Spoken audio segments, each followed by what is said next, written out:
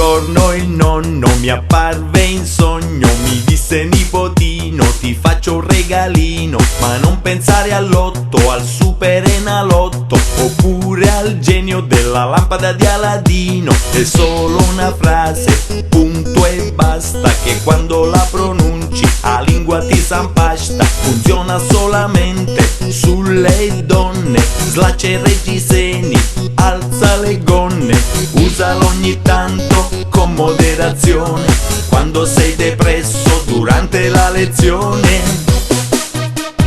Anstambla, femminikutan, gali gali stuk, maringut. Anstambla, femminikutan, gali gali stuk, maringut.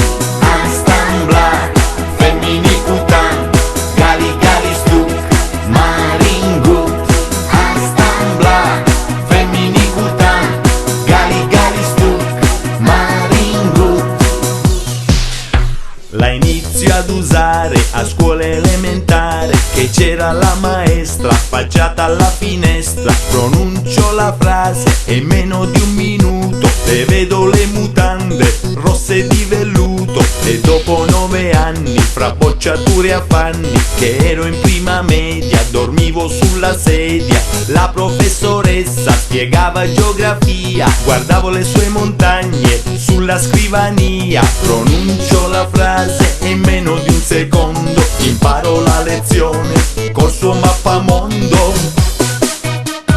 Anstambla, femminikutan, gali gali stuk, maringut. Anstambla, femminikutan, gali gali stuk, maringut.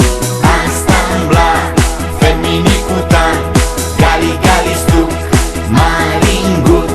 Anstambla, femminikutan, gali gali stuk, maringut. E dopo 7 anni, fra scioperi e malanni, al primo superiore spiegava il professore. Seguivo la lezione di geometria sul culo bello tondo della